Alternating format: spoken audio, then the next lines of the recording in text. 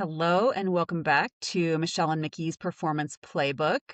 It is Marathon Monday, Boston Marathon Day, Patriots Day, as well as I guess this last weekend it was kind of I like to think of it as like a season opener for the North American season, right? I don't know, that's probably pretty biased and judgmental, right? It's the races that I start to really pay attention to, but Ironman Texas was over the weekend, which I will be very honest. I actually caught only the recaps. But I know, Michelle, you watched. And so what I thought we could do is just chat about how the races went, some of the things that we identified as necessary to have really breakthrough performances. I know you had an athlete that raced Boston. I did as well. And so we could talk a little bit about our own athletes and how their race days Mhm. went. But yeah, welcome. Welcome to Marathon Monday, Michelle. First of all, Yeah, I can't remember. Have you raced Boston? I can't remember. I Have have you? not. No, you've I not. have Okay. not. Okay. No, I don't wanna say I never really ran like a open Stand like marathon. Like, okay. I never focused like, I ran a couple of open Right. marathons. I can't remember now how many, like 2, 3, 4. But, like, I never trained for one with, like, the Gotcha. intent of trying to hit a goal time. It was more like, "Oh, there's a marathon here," and, like, Honolulu Marathon, everybody runs it. So, like, yeah, I'll run it. But, like, Right. Right. I never spent, like, 5 months specifically aimed at a Training for marathon. the marathon. But I Got it. do coach, like, athletes for sure to do it, and I have a pretty good success record of, like, helping other people do well at Yeah. marathons. It's like Well, I'm that's proud of, like, awesome. my Yeah. coaching record of marathons, but, like, not Yeah. my personal running. Uh, Yeah, well, I'm yeah. sure if you had the desire, you would have a fantastic Mm, marathon as well. But yeah, I actually did my first marathon in college. It was Chicago. I think that was like 99 or 2000. I did well, actually then I went to ultras kind of after my PhD and then I was like ultras, maybe I'll do a marathon. And then I went back or I went into triathlon and specifically Ironman. Wasn't like I was like, I'll play around with the sprint or Olympic. I just wanted to go long. But so marathoning, I don't know how many I've done, many. I really don't have a number, probably over 20, I would guess. But I've done Boston twice and it is by far hands down my favorite marathon. I haven't traveled all over the world to do marathons like some people are able to do. That'd be fantastic. I don't have the finances for that, but yeah, maybe someday. But Boston is certainly very near and dear to my heart. So I'm a big Marathon Monday, Boston Marathon fan. Anyways, but yeah. before we talk about maybe Boston, I don't know. Do you want to talk about Boston first? Do you want to talk about Texas? I know Yeah, had some ideas of let's talk things. about Boston first, and then we'll go back and Yeah, we'll probably just weave the 2 yeah, together because, like, the way that I'm thinking of, like, what does it take to put together a good performance at a long yeah, race like that, right? Like, I think there are yeah, just some parallels that we can see, and then we can just use examples from both races, yeah. right, Sounds to, like, good. Yeah. highlight the points we were making. But how'd your athlete do Yeah. then? Oh, she did fantastic. So, and this was really, and I will admit, I she approached her marathon build very nonchalant, and I actually assumed that it was not her first marathon. And when we chatted for our pre-race chat last week, she's like, "Oh, yeah, it's my first marathon," and I was like, "Oh my God, You were like, "Oh my like, god." how did I not know that? How did I not know that?" So, but how special to have your first marathon be Mhm. Boston, and even more special, this is just amazing. She actually was running with her father, and this is her father's not first marathon. He's done Boston many times. He's 79 years young. And so just fantastic, right? Like what an experience. I think his last Boston was 2019, which as you may remember, our two listeners out there, Both of you. 2019 was a Either of yeah, you? either of you. 2019 was a very cold year for Boston. Very, very cold. Actually had one of the highest DNF rates because of how cold it was. So there are limits in conditions, but in general, cooler Bostons tend to have better race performances, and we can get into that elements and how they play into race expectations and race performances. But so. Anyways, short of this is our race plan was actually to have her run with her dad for at her in her to whatever she felt like to when she was ready to kind of go ahead and leave him. But it was up to maybe the first 10K. And so it was actually in our race plan because how many opportunities do you have that, right? Yeah. She may have many more Boston marathons in her future, but how many more will she have that she gets to toe the line and start with her dad and run with him through, up to whatever. I think by the pacing, I haven't gotten a full race debrief, but it looks like she stuck to that plan pretty well. And then by the half, she felt amazing and had a pretty whopping negative split. So overall, like a fantastic first marathon. I mean, who negative splits? Maybe a lot of people negative split their first marathon, but it shows the wisdom of like sticking to the plan. And even though she may have felt good early on, Boston's not a race that you want to be aggressive with. Actually it's a race that you want to kind of really delve out your effort in the first half. People always talk about Heartbreak Hill as being, oh, it crushed me. It only crushes you if you overdid it in the downhill section Hmm. of that race. The downhill is what kills people's quads and then makes the rest of the race a real struggle. So yeah. So how did your athlete do? This was not her Yeah, first Boston, correct? it wasn't. No, She's this got is a her couple. fourth Yeah. Boston, and I don't know how many marathons she's run, but like a lot. She's been running 1 to 2 marathons. Like she's 45, 49.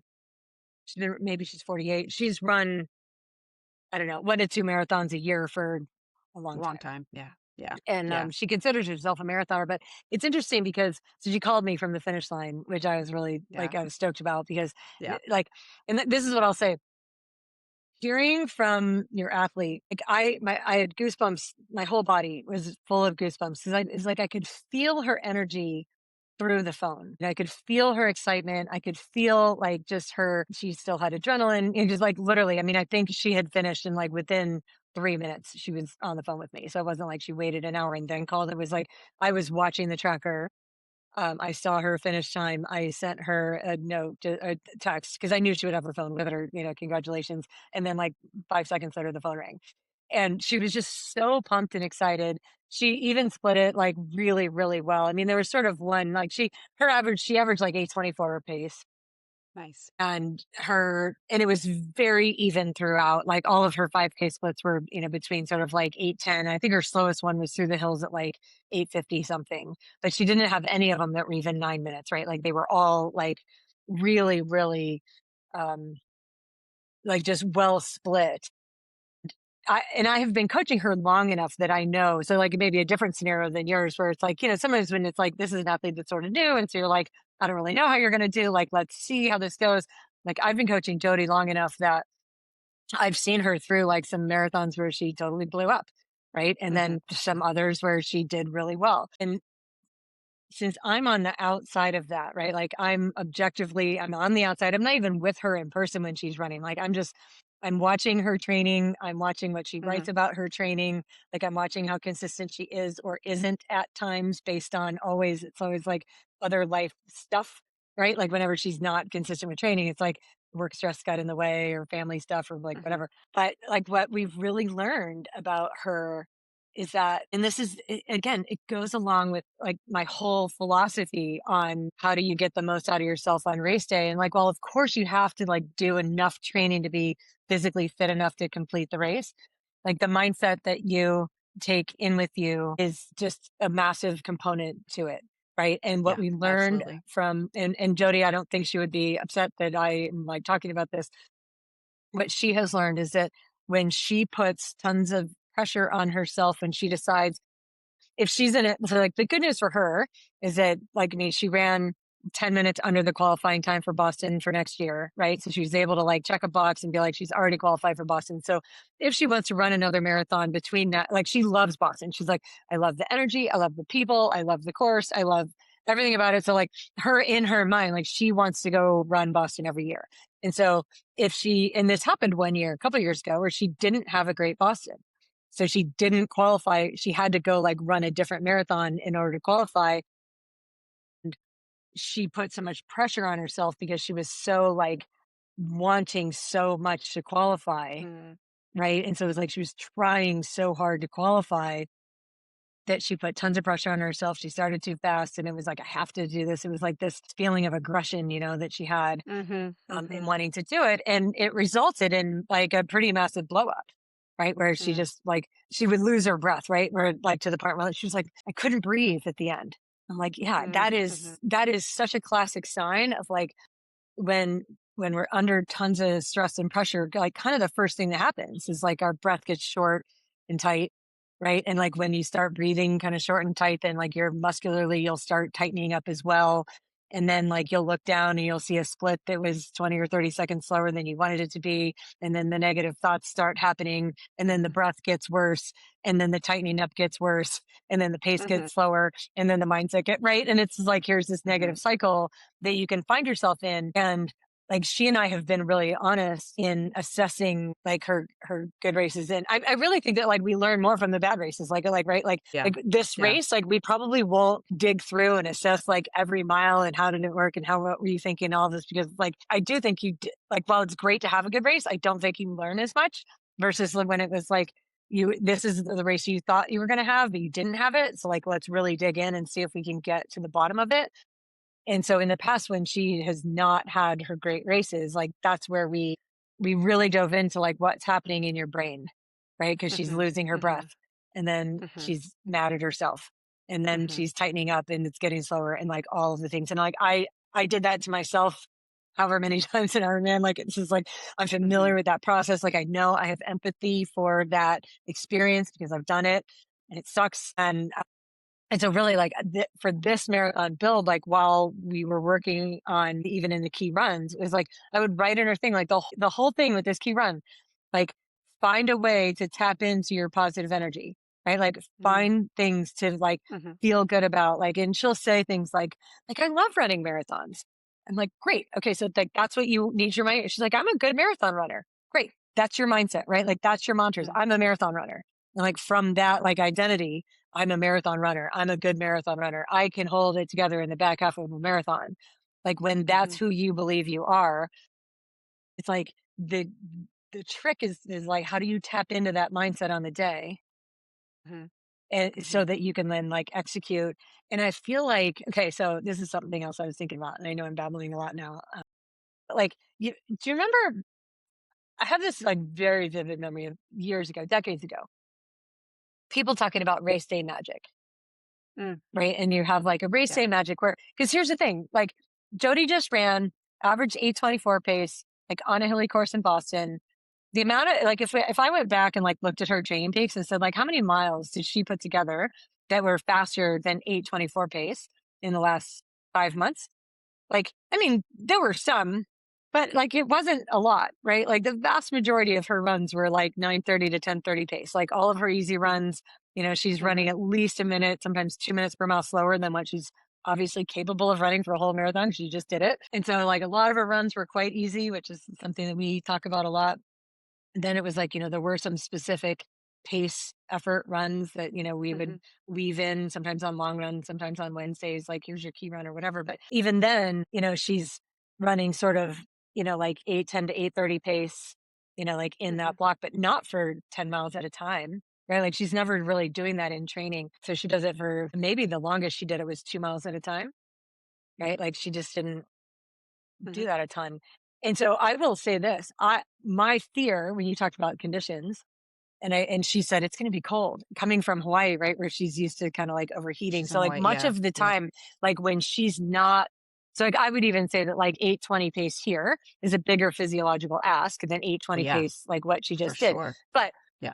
but that ask is more like cardiovascular and aerobic, not necessarily muscular. So like my fear excuse me, I just sneezed. That's My fear was that sorry, that she was gonna go it's okay. there and like, her breathing and her heart rate and everything was gonna be low and in check because she wasn't gonna have heat stress to deal with, but that was gonna allow her to run like 8:15 pace for the first half marathon. And then I was like, is she muscularly durable Mhm. enough to hold Mhm. that in the back half, given that like in the hot conditions that she's training in here, we don't do that a lot.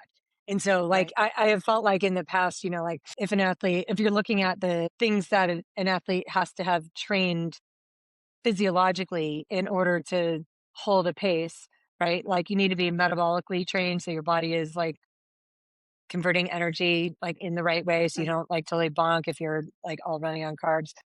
Like you need to be mechanically efficient so you're not putting excess stress, like on your quads and muscles, with every single step like pound pound pound, like that can be really hard. And then of course you need the muscular endurance to hold. that pace for a long time. And I feel like if there Mhm, was something that was like missing from Jody's training, mhm. it would have been that muscular piece, right? But it was Yep. almost like we couldn't get there based on the conditions that she's training in here. Like if I would have Mhm, asked her to go out and run 15 miles at 8:15, 8:20 pace, like she would have blown aerobically, mhm, right? And then not gotten the muscular stimulus. And so I was kind of like, mhm. oh gosh, like she's going to be able Yeah. to do it aerobically because it's cold. And I'm like, just, I hope she can do it muscularly. Cause like that was a big unknown. And she did say that she goes, the downhills were killer. The downhills hurt so much, but she said she had the best attitude. She tapped into the mental energy, which is what I suggested she do. I'm like, look, everybody around you is happy. And that in my mind is that's what race day magic is, right? Mm, Like if everyone around you has this like positive energy state and everybody's mhm, happy and excited to race, and if you can like open your mind in a way that you tap in to that positive energy that is in it's in your competitors, it's in everybody who's around you, it's in the fans that are cheering you on. And if you can tap into that and access it, that's race day magic. mhm. Yeah.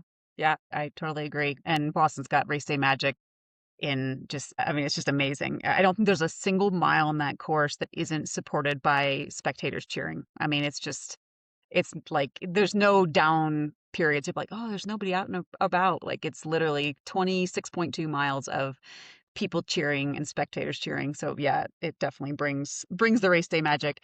I think when you have that mindset too, right? Like, you have happiness and you have joy when you're running and, yeah, yeah, so this is gonna sound maybe this is not normal. This is, unusual, I would say, for most marathoners, but there's only been 2 well, I can't tell you, maybe my early marathoning days no, I wouldn't have. I just had a Timex watch, so I didn't have pace. There was no GPS. Yeah, right. In my first several marathons, I think I've only had pace on a watch maybe 2 marathons, maybe 2. So my Boston PR, and it was about a 10-minute PR for me, it was just heart rate and effort, and I know and I encouraged my athlete to take pace off of her watch when she was because this is her first one, and we had the same Right. kind of Yeah. she's very durable, she's very strong, but you don't know, right? Like, she's never run 26.2, so we weren't really sure how her legs were gonna handle and pulled up. She's also had some other things pulling her way, she's actually an elite sailor, and so she spent 2 weeks sailing, doing some, competition, and she was, I think she did a handful of runs. We just there was a lot of uncertainty, and so I encouraged her. I don't know if she did it or not because we've only sent, some text messages back and forth, but to take pace off your watch because if you have even and we talked a lot about, like, what is it gonna be, right? Like, she was, "What if it's 6 hours?" I'm like, "What if it is 6 hours?" Okay. I mean, I don't think it's gonna be 6 hours, but, what if it is? And so if athletes have this tie to, like, it should be this, or it needs to be Hmm. this, or, and this Hmm. is very difficult for people that want to qualify for Boston. It's like, it has to be this pace, right? And when you have Hmm. that strain of, like, it has to be this pace, yeah, exactly. A lot of times you're holding yourself in more tightly, your shoulders are up in your ears, like, and that just trickles down into your cortisol and your heart rate, and so if you just run and this isn't for everybody, and I know that. And there are times where I would suggest, like, okay, we do wanna have pace as well as heart rate, as well as your perceived effort playing into, your race execution, right? But there are a lot of times where it's like, it doesn't matter. Like, pace doesn't matter. Your effort matters, your form matters, your fueling matters, but other than that, it's like, so anyways, um, I know that's very atypical, I think, and people fight. Even my own athletes have I would working say with me yes for and no, 15 but years. no, but even Jackie Herring, who I mean, is we just sort of like if we just switch to Ironman Texas for a Try it. second. Yeah. I mean, so she ended up fourth. I mean, she's 42. So like kudos, Jackie Herring. You're 42 years old and she's I mean, granted, she's pretty far back from like Taylor and Solveig, but like still she's fourth there, That's like Ironman fantastic. Texas. Yeah. And she said that she races without a watch. Like she just goes by feel. It's how she's like always done it. So it might be more like this is like kind of an old school thing or like but Maybe. I Yeah. think I think it matters like how you're perceiving the pace or like what the pace means to you, Yeah. right? When Yeah. you see it. So like if Right. we're talking about like should you use pace or should you not use pace or like have pace on your watch, look at pace or not. I think that to like the answer to that, and this is I remember telling athletes this like years ago, is like, does it help you or does it hurt you? right? And if it helps you, then use pace. If it hurts you, don't use pace. And the difference, in which I don't think I would have had like the maturity to understand back then, like even when I was giving that advice, but now I would still give that advice, but I understand like the why behind it in a different way than I used to. And it would be along the lines of like, are you a judgmental wench to yourself when you look at pace? Right. And if you are, pace is not helping you. So in that case, like you need to not go by pace, like you need to go by feel, and like you can look at pace maybe after. But there are other people who are just for whatever reason, they're able to look at pace and see like this is just an objective number. It's just giving me information. It doesn't mean I'm a good person or I'm a bad person or I'm good enough, right? And so I think that it largely is the degree to which you're judging yourself on what the pace number says I versus if you can agree. just take it as information, right? If you can take it as information and not get pissy about it, then it can help you. But if you're going to get pissy about it, then pace is unlikely to help you in a long event. Sorry. Yeah, I just would wager that most athletes, like a lot of athletes, cannot be non-judgmental about it. I think it's Yeah. ingrained. I mean, Yeah. even, it's like, "Oh, it's 10-minute pace. It's so slow." I'm like, "Well, Kipchoge sometimes goes out and runs with his buddy at 10-minute pace, and he can also drop sub 4-minute mile paces." So, right, like the range, and we've talked about ranges, right? And so I just say, yeah, I think that it's really challenging for people to, if they're having a good race, it can be positive feedback, right? Like if they are feeling really good and they're Hmm. seeing numbers that, Yeah. then it's like, yeah, we can just keep rolling. But when it's detrimental, it's really detrimental because it's like, oh, I should be running 930s and now I'm running 950s and oh my God, the wheels are Hmm. coming off and like blah blah blah. Hmm. So I never used pace, not because I'm a little bit judgmental, but really it's because I think I'm just old school, right? And running track, I never had pace. Like you had the clock, right? And you had your competitors, and that's all that mattered. And it mattered how you felt. Were you flying? Were you tight? Were you loose? What was your mindset like? And so I think when I run, like I just it's just natural. Like it's just I just want to be in my body and I just want to be feeling the way I'm feeling. And if I start to feel crappy, it's like I can either adjust my form, I can try taking more fueling, but the pace doesn't matter to me. It's like, if the feedback is, oh yeah, I'm supposed to be on 7:30 pace and now I'm like 7:45, whatever, right? Then okay. I guess in some ways I am a little not judgmental, but I always, yeah, I just didn't care. It was like I cared to absolutely drain the tank every time, and that's all that mattered. And if I crossed the line feeling like I was gonna topple over, then I had a good race. That's all Hmm. that mattered. And if Hmm. it didn't meet the mark of what I was hoping for, then I'd go back and look at the training. It's like, okay, did I miss a long run? Did I not do enough quality to whatever? As opposed to like judging the actual day on like, oh, this mile was this pace and like why is that? Well, because your heart rate is 190. Right? Or whatever. Like you were definitely blowing up, right? And so anyways, I I yeah. did tell like a fun little aside. So that like Texas and Boston were the only races this weekend. There was a local sprint race that happened here on Oahu on Sunday morning. And so I went to it, and I had an athlete who is kind of like a 30 something guy who is reasonably new to triathlon, and he's training for the half Ironman, it's coming up in 6 weeks or so.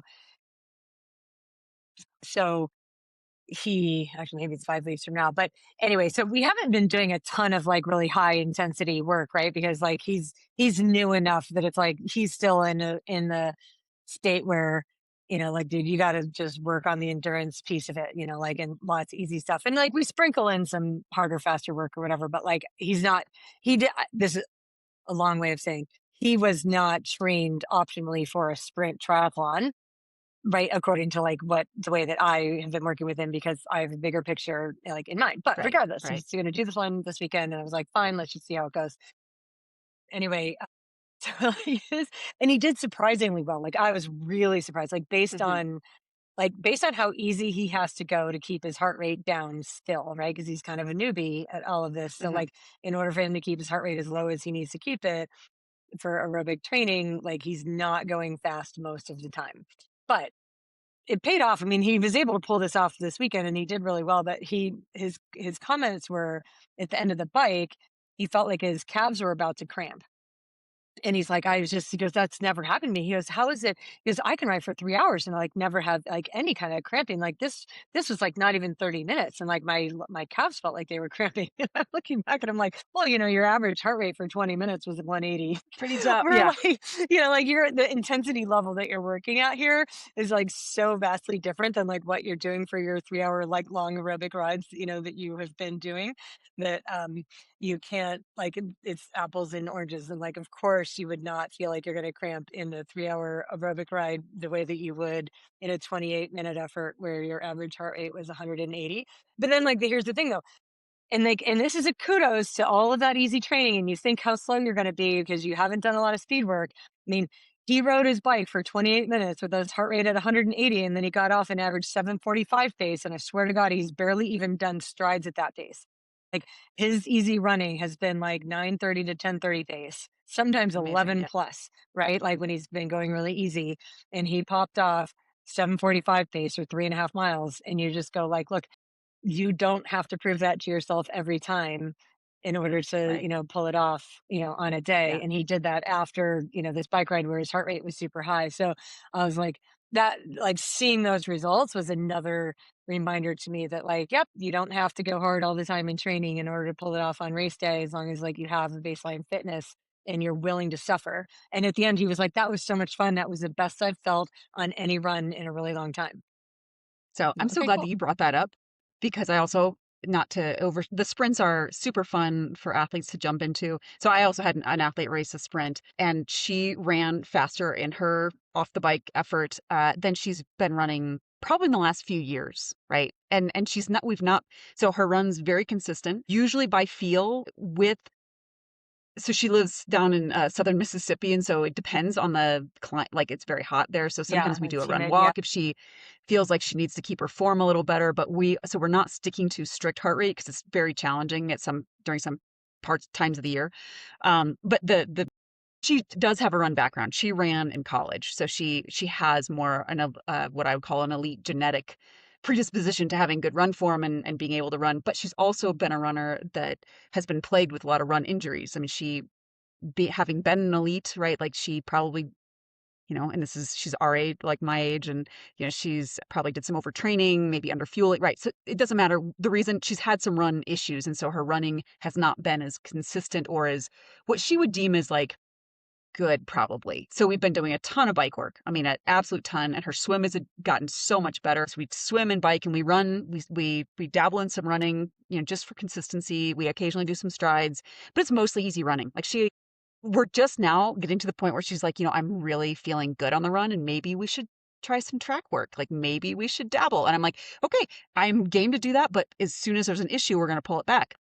Why? It's because like what we're doing is working, right? Like, Yeah. and she recognizes it too. Like it's not I mean, we do work on the bike, right? And she's a decade long athlete, so it's not like she's new, but it's not a lot of high intensity sprint training, right? She just wants to be fit enough so she could jump into a sprint or an Olympic and do decently well, and she is proving that. And I will also say she is this year and probably for last year too, the most consistent athlete I have. She's also incredibly diligent about her fueling, not only in session but outside of the sessions, Mhm. as well as soon as there's an issue, she's like, we'll track it, and then it's like 2 weeks of an issue, and we're into the PT, right? We're into the massage that we're figuring out, like she is solving her problems when it's like a knee issue or maybe, whatever it might be. So very diligent about recovery, nutrition, and like just, I mean, she'll miss a session on occasion if something comes up with work, but the most consistent athlete I've had for a little, probably right now and maybe last year, maybe for the last couple of years. I'd have to go back and look. So I completely agree. The easy training works. You don't need to run hard all the time to run fast. I mean, I think I would have to go back and look, but yeah, she was running probably sub eights at the end, and most of her easy runs are around like 10-minute mile, tens, maybe some 9:30s, right? Like after a very challenging, very hard bike. And so yeah, consistency, easy training, big volume, big base of fitness, and that will, translate into race success, and she said she just had a ton of fun, which is what we want, right? Have a ton of fun, Yeah. go hard. I think that's it. Like I think that's the big thing. It's like if you get to the point where you're like reasonably fit. Like you can be fit enough, but you don't have to prove that you can hit that pace and hold that pace in training every time, right? Like you just like dabble in it, like be consistent with plenty of volume and lots of easy work where you're not judging yourself, and then go into a race where you're like happy and having fun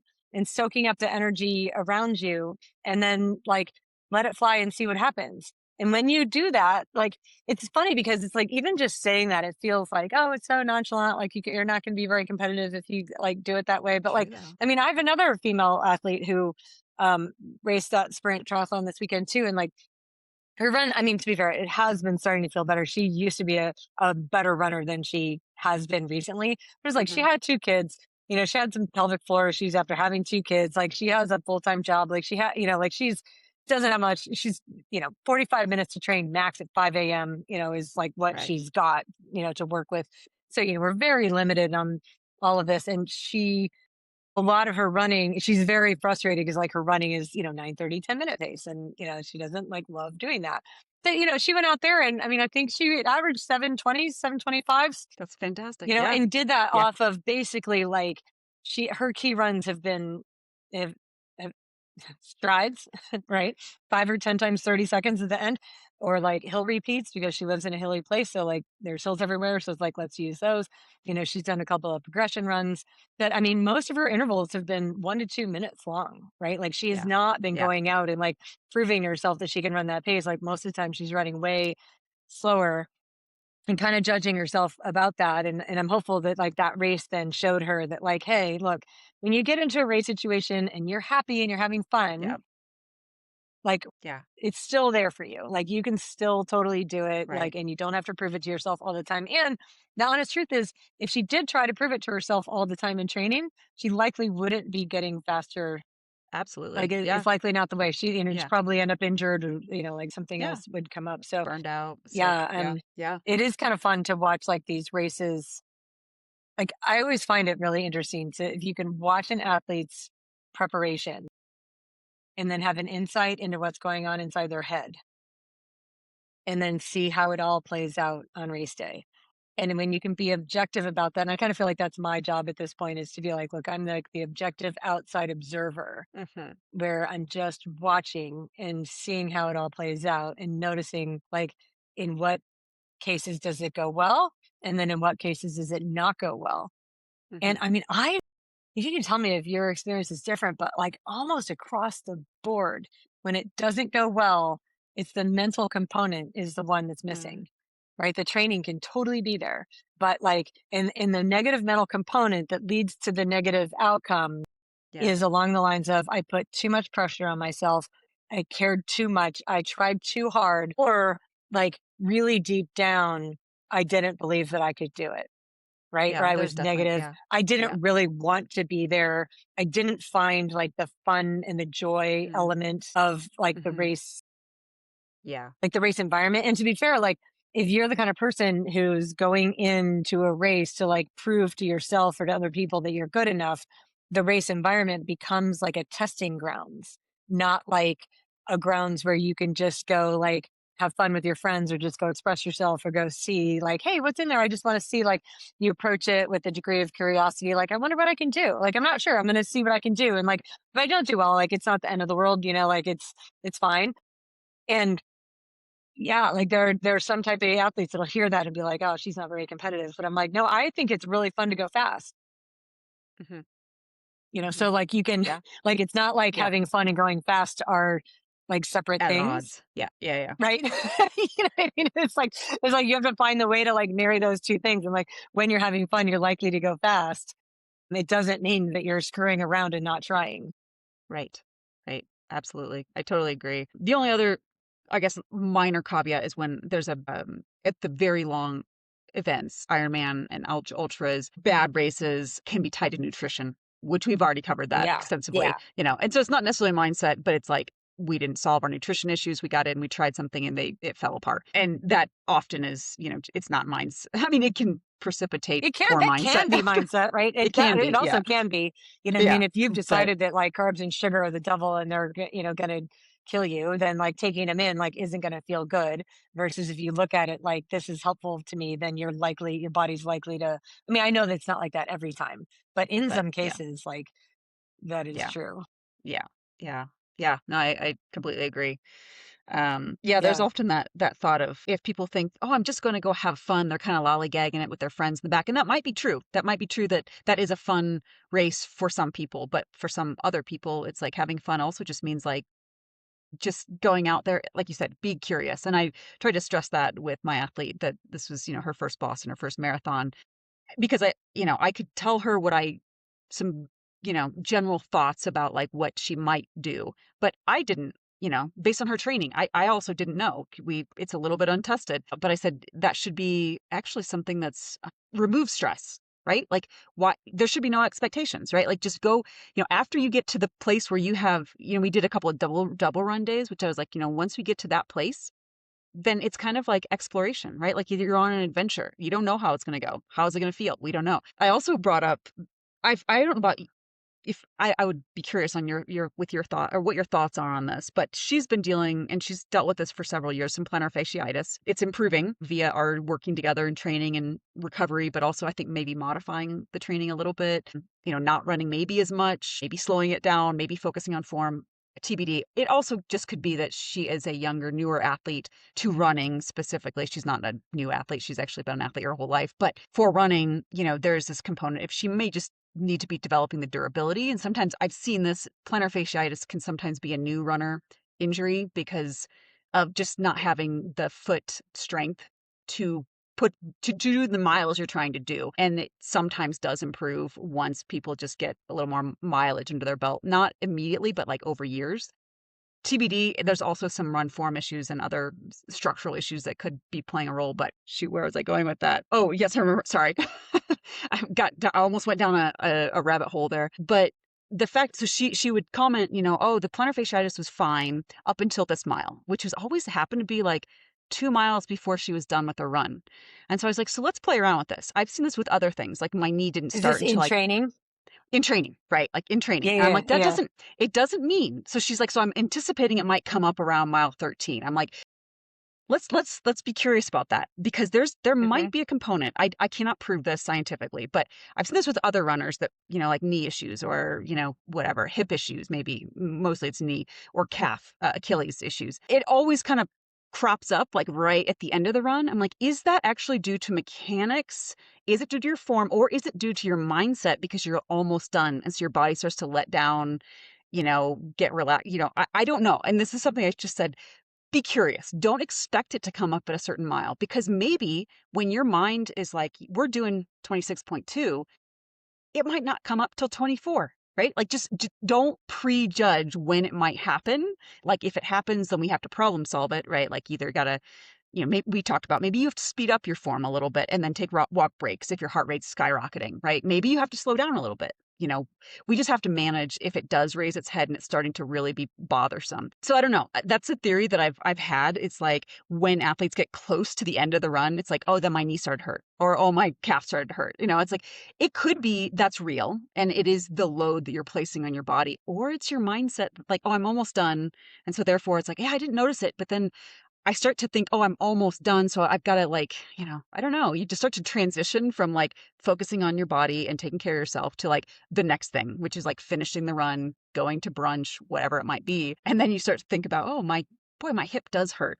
So I'll be curious to see like how that played out for her. But I don't know. What are your thoughts? Is that totally cuckoo? That No, I have thoughts. No, it's not Google. I'm like, oh, I have thoughts. It was everything I could do to like stay quiet and let you finish and sorry. keep talking. Cause yeah, no, I mean, no, genuinely, because it was like that. I have a couple of examples of other athletes very, very similar. Like there's one athlete that I work with and it's so funny. Like once a week, she gets a pretty key bike workout. Right. And like, this is an athlete that I'm trying to push in a way like, there's some athletes who like your job is to put a leash on them and hold them back.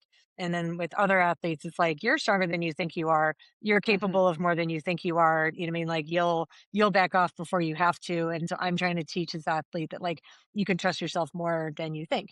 And so I will give her workouts that are challenging, especially on the bike, right? So she'll do like a bike trainer workout that, where we're extending time in like sweet spot threshold range, like making the intervals longer, increasing the number of them. And it's so funny because every single time her comments are that she felt great and the last one was really hard, right? Mm. Every time. Like kind of like no matter what, right? Like no Right, matter right, no matter what. no If it's matter like what, 5, like the 6, yeah, last yeah. one was the one that was hard. And I was like, oh, that's totally like that's her mindset. It's like the last one is going to be hard, like kind of no matter what. Mhm, And so then mhm. so if I gave her like, 6 times 5 minutes, like next time I might give her like 8 times 5 minutes. And like she'll be fine through all seven of the first of the eight. You know what I mean? But like if on the sixth one, it's like the first five were easy, but the sixth one was hard or like whatever it is. And it does lead me to believe that like she has decided that the last one is Mm, hard, mhm. like kind of no matter Yeah, what. And so I've yeah. I've actually designed workouts like on purpose, like To try to trying test, like yeah. to like push through that.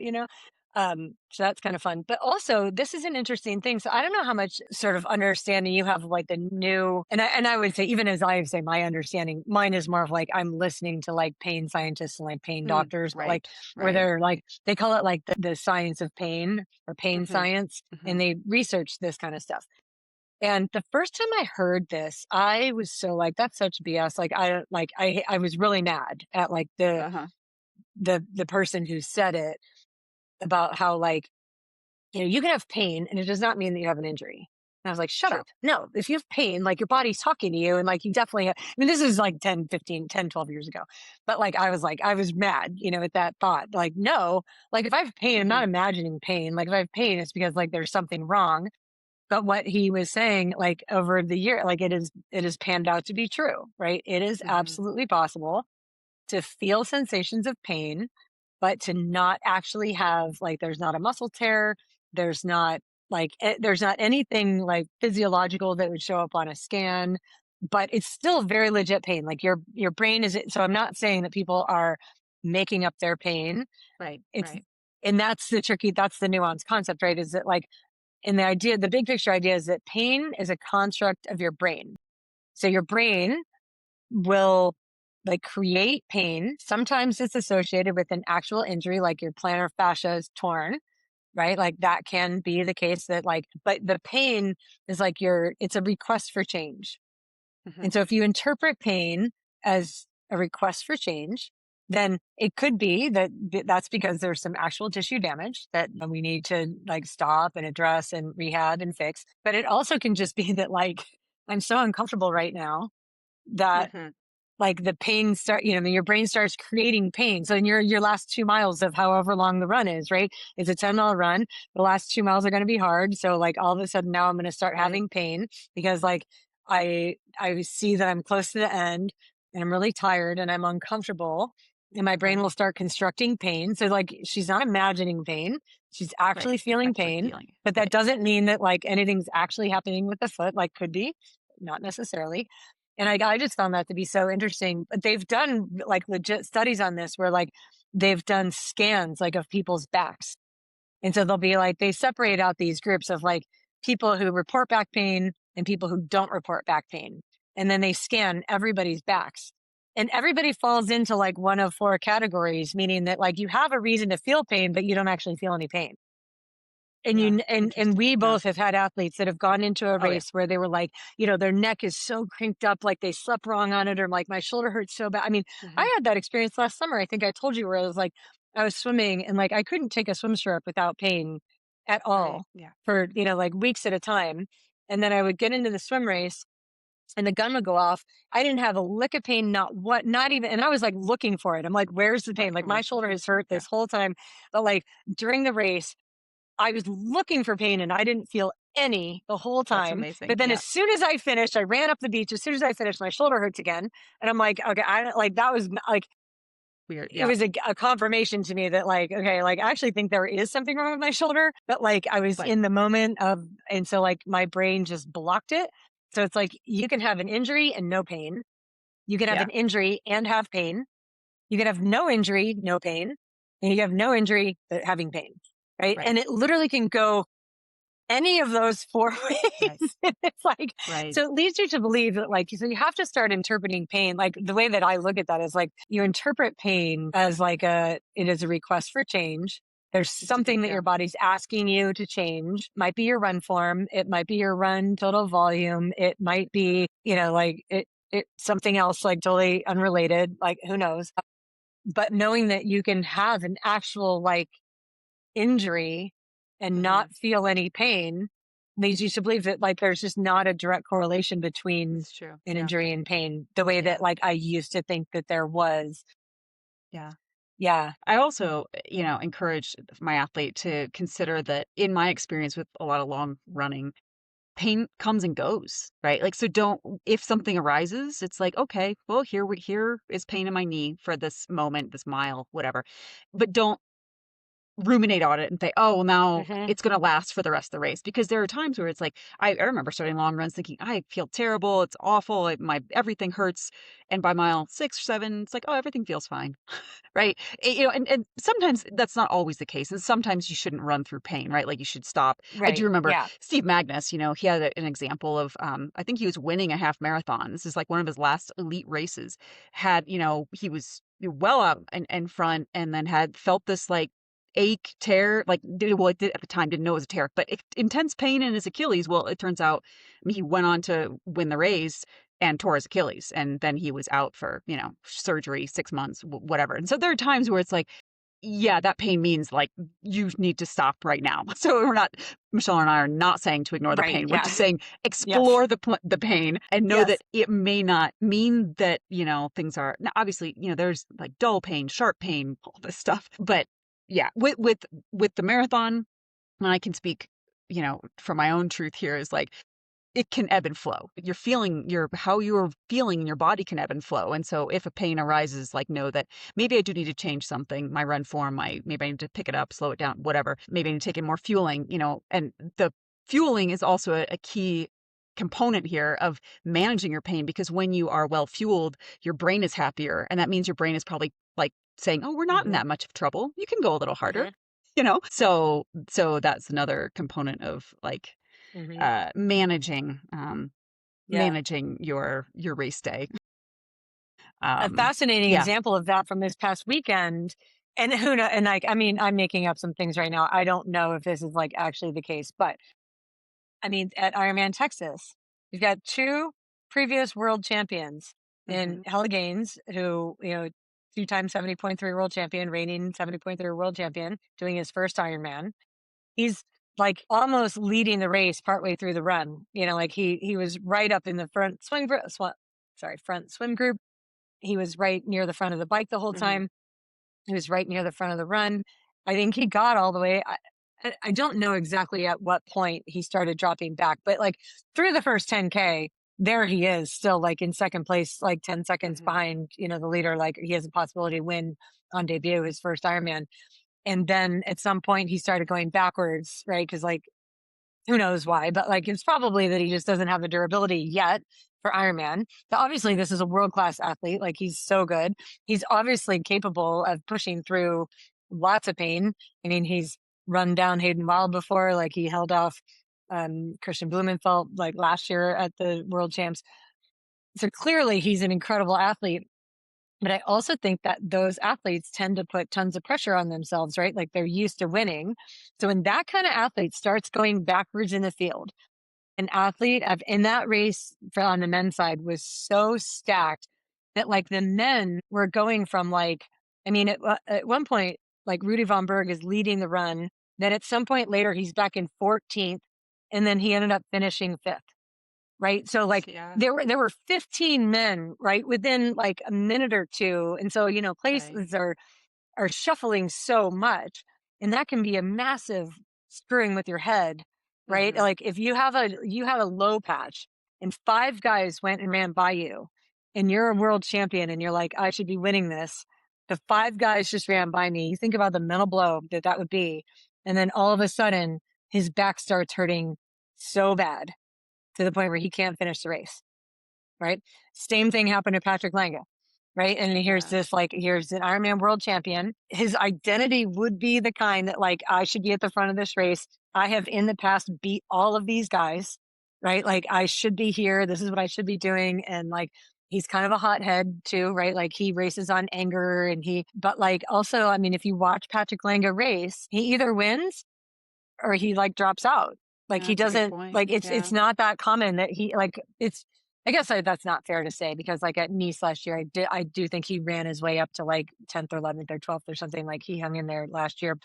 More, it has happened before, I guess. Let's put it that way. This is not the first Hmm. time that he has dropped Hmm. out of a race. It's like, I'm not saying he doesn't really have back pain, that he hasn't really struggled with like tight Right. hips or back. Like, he probably has, but like, to drop out of the race when you're not doing well, and Hmm. it's just Hmm. so easy to imagine how back pain Could be finds its manifesting or way finds its into way. your Yeah. head. Yeah. You know what I mean? Like, Yeah. back pain like Yeah. finds its way into that scenario because like you're mad, That you're right? not Like, you're doing what not doing what should be you doing. feel Yeah. like you should be doing. You're not meeting your expectations. And I do think that, like, if and when pain is going to come into the picture, it's unlikely to come into the picture when you're doing well, when you're performing well. I mean, you think Yeah. about Oh like yeah. anybody who is like, you're running like the best marathon you've ever run, and you know you're on pace and you're doing it and you're super pumped and like you're full of adrenaline. And I think the adrenaline just like blocks any pain signals you Oh might get. yeah. So you just like, it's like when you're doing well, there's like pain is like not a thing, or you're so able to handle it. But as soon as you're not doing well, I mean, the way that pain can rear its ugly head on you and start acting up in a way that will just completely derail your day. It's very real. And so, like, even as I say that, like, I don't say it in judgment. I say it in observation. Yeah. Yeah. Absolutely. Yep. Yep. Like, it's I just completely like, agree. I mean, as the mental component of racing, of training, of life, right, is huge, right? And I mean, the whole, pain, the science of pain and understanding how it's driven or not driven in the brain and the brain body connection. I mean, I think we are making advancements in that neuroscience, that I think we will, in 50 years, there might be links that we're like, oh yeah, when I don't know, you can connect it to this part of the brain that says, when you start to have negative thoughts, then maybe your cortisol spikes. I don't know. Like, this is way people are just way smarter than I am will solve these issues. But I think it's an open area, right? Of we're still advancing. And so I completely agree. And I try to mhm, stress that with my athletes is like, you've done the training. Well, this is the other thing I often say is like, don't look back on the red. Doesn't matter. For race day, the red doesn't matter, right? All that matters is what you did, right? And your mind, like how you manage your mind. And after the race, if you didn't meet your expectations, you didn't have the race you wanted, that's when you can go back and look at your build and what got done, what didn't get done. But for race day, and that's why I say, back in the day when I started using Training Peaks, there was no colors. It was just gray. And when they introduced colors, I actually turned it back gray. My Training Peaks has been gray through my best Ironmans and my worst, right? Like, it's just all, it doesn't matter. Like, I don't need that extra, like, I want all green boxes. I don't screw green boxes, right? Anyways, gosh. I digress, Okay, I but just have one more story about green boxes, and then we'll call this thing good because okay. I gotta go get going. I had an athlete, this was a while ago, I'm not coaching them anymore, but I had an athlete that used to go into their training peaks after a session and change the planned duration to So make that it would, every box green. oh God. And Yeah. I remember just thinking, like, what are we doing here? Yeah. You know what I mean? Well, Like, what are no, we doing here? You know what I mean? Like, it's so important for you to have the green box. Like, when the reality is like in the big picture, like, what's important is that we're following the plan. Because like sometimes it would be that, like, they went way longer than they were supposed to go. right. And then they Right. would And turn so, the box green, they would change the plan duration to be like, oh, well, you rode an hour and a half, but I went 2.5 hours. And so I just changed it to 2.5 hours so that it would be green. But like, the problem with you doing didn't, that is yeah. that, like, if Yeah. next week there's excess fatigue somewhere, right? And like you start feeling extra tired, or you get an injury, or you get something, then it's like Right. we have no way of knowing that like you weren't actually following the plan, because you would just retroactively go change the plan to make it match what you did to Right. turn it all But green. And it was just like yeah. the whole idea of it being green is like useless. It's null and void, because like the green is like, how well are we following the plan? And so it's like, I don't know, that really Yeah. irritated me I, because it was like, it just is like the opposite of yeah. what like the whole point is of seeing like are we following a plan or not? And then it finally, obviously, that athlete and I are not working together anymore. Yeah.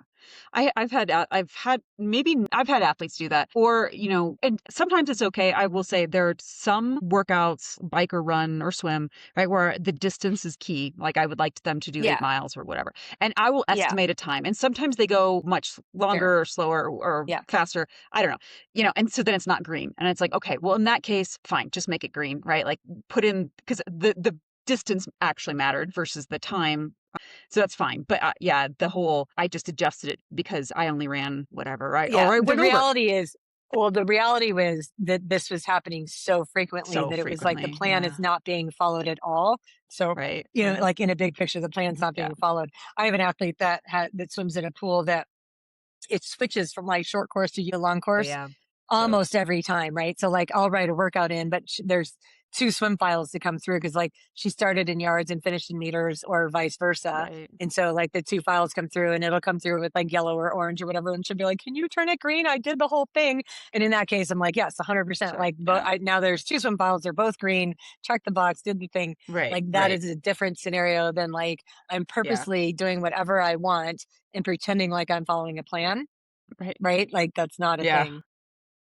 Yeah. I agree. So on I that note, agree. happy Yep. athletes perform the best. Yes, they do. And they I race the think best that's too. So, our big picture thing. yeah. It genuinely was fun to get the call from Jody today and hear again. And I think maybe like again, let me finish. We'll finish on this. The joy of a coach, the joy for a coach in being able to see an athlete long term through ups and downs, right? Because like it's not always going to be like it was this awesome Yeah. race, right? Like sometimes it's a not fail, but like it didn't go how Yes. we Yeah. wanted, and like and so I feel like it's so cool to see like the ups and the downs of all of that, to diagnose like what we think is the thing causing the down, and like let's see if we can like put that final piece of the puzzle in, Right.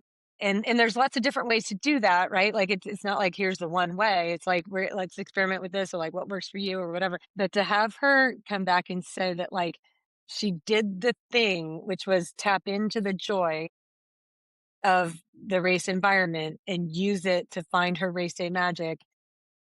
It like for me, it was just one of the most satisfying. Like it makes my whole day. Like It's I'm awesome. so happy. I'm like, that's why we coach, right? It's like Yeah. to be able Absolutely. to see all that through. So I do think that there's a lot of value in the long term coach athlete relationship Yeah. because you get Yeah. to do all of that, right? Versus like, here you Yeah. hire me for 6 months to write you a plan. I don't really get to know you. The plan is like pretty much like by the book. It's kind of standard, but like I'm not getting into your head because you're not telling me anything Right. that's going on in your head. Right. That's Right. less satisfying for me than when I get to do, like, the whole thing for a long time with an athlete. Yeah. I view it as like a long-term research project, right? Yeah. Where you really do get to help them problem solve to figure out what is Mhm, going to be their best, their best mhm. plan, right? And it might change depending on the time of life that they're in. But yeah, I totally agree. I mean, the long-term athletes and my athlete that ran Boston, we've been working together for just about a year now. So not that long term, but I think she will be Mhm. long term. I knock on wood. I mean, Yeah. I hope Yeah. to be. She may take You're like, "I breaks, hope." right? But I Yeah. hope because she's fantastic. And I think, and these are the athletes that I think in the long term often make the most progress. Not, like, yeah, it's a, because there's this integration, right? Of like really being open to change, being aware, and then working with someone that can help you see things objectively and help you problem solve. So Yeah. yeah, Yeah. agreed. Cool. Alright. Okay, great. Well, we'll be back in a couple weeks. All right. We'll talk to you later, Michelle. Okay. Bye. Bye.